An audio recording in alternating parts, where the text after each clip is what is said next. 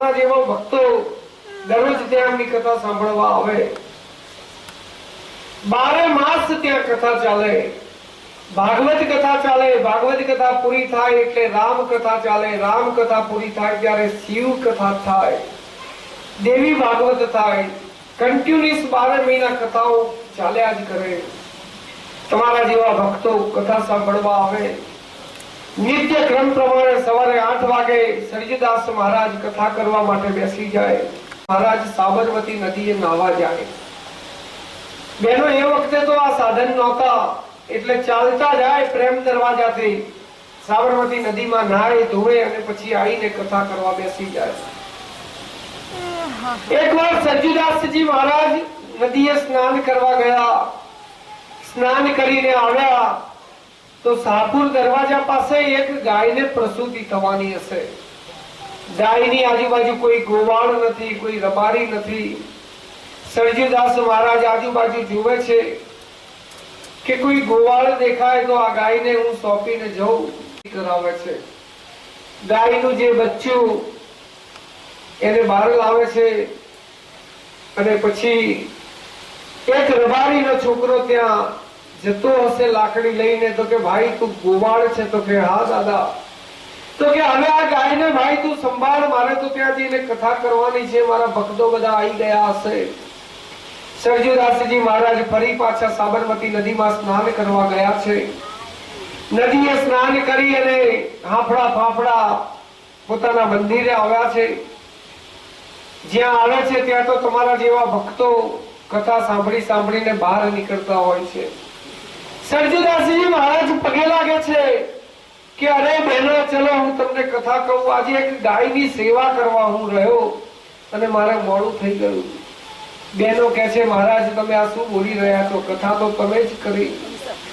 સરજુદાસ મહારાજ કહે છે કે ભાઈ હું તો ગાયની સેવા કરી, મોડો પડ્યો, ફરી પાછો નદીએ નાહવા ગયો અને હું તો હજી હવે કથા કરવા બેસીશ। અરે મહારાજ શું વાત કરો છો, આજે તો રોજ કરતા પણ સારી કથા થઈ। સરજુદાસ મહારાજ કહે છે આ કથા કરનાર કોણ હશે? અને તમારું જ સ્વરૂપ અને એટલી સરસ મજાની કથા કરી। સરજુદાસ મહારાજની આંખમાંથી આંસુ આવ્યા છે અને ભગવાનને કગળી પડે છે, હે પ્રભુ આજે તે મારી લાજ રાખી। તો ગાયનો ગોવાળ, ગાયનો રખેવાળા કનૈયો તમારા કામ કરી જશે। બોલો કૃષ્ણ કનૈયા મફત મળે। એવા ગાયની સેવા સરજુદાસ મહારાજે કરેલી। આપણા ગૌ ભક્ત શંભુ મહારાજ થઈ ગયા, તમે બધા જીવ ખોયો અને અમર થઈ ગયા।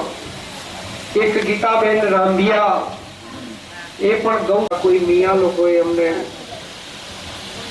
રિવોલ્વરથી મારી નાખ્યા। બોલો કૃષ્ણ કનૈયા। આજે પણ એ ગીતાબેન રાંભિયાનું પૂતળું મૂકવામાં આવ્યું છે આંબાવાડી વિસ્તારમાં।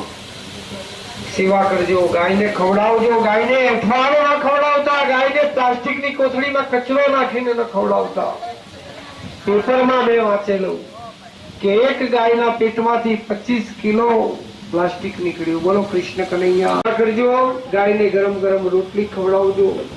બેનો એક સંત થઈ ગયા મહારાષ્ટ્રમાં, જે રોટલો બનાવે, એક કૂતરું રોટલો લઈને ભાગી જાય છે તો એની પાછળ ઘીનું ટોયલું લઈને સંત દોડ્યા છે, ઉભા રહો કોરું ન ખવાય, ઘી ચોપડી આપું, તમે ઘી ચોપડીને ખાઓ। આવા સંતો આપણા ભારતમાં થયા છે। બહેનો ગાયની સેવા કરજો, મૂંગા પ્રાણીની સેવા કરજો। એક ઠક્કર પરિવાર છે મણિનગરમાં, પોતાને ટેક્સી છે, 4 વ્હીલ છે, મારા ખાસ મિત્ર છે।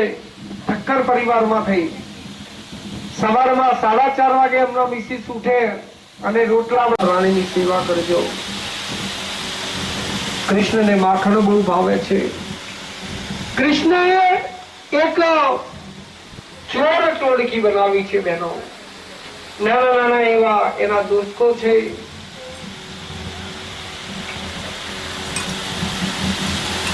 કોઈ ગોપી તો કાકરી ચાળો કરી અને મટકી ફોડે અને જે માખણ ઢોળાય એ માખણ આ ગોવાળો ખાય અને કનૈયો ખાય। દરરોજ યશોદા મૈયાને ત્યાં ફરિયાદ આવે કે તમતા હૈ और मक्खन खा लेता है। तुम्हारे कान्हा को जरा कुछ सिखाओ। यशोदा मैया कंटाळ्या છે, ખૂબ ફરિયાદો આવે છે। કોઈ ગોપી પોતાના બાળક લઈ અને કપડા ધોવા તળાવ પાસે ગઈ હોય તો ભાગી જાય। કોઈ ગોપીએ વાસણ ધોયા હોય તો એ વાસણ પાછા કાદવ કીચડ વાળા કરી નાખે। કોઈ ગોપીએ કપડા ધોયા હોય તો કપડા પણ ધોયેલા કપડા કાદવ કીચડમાં નાખી દે। ગોપીઓને કનૈયો બહુ હેરાન કરે છે। કનૈયો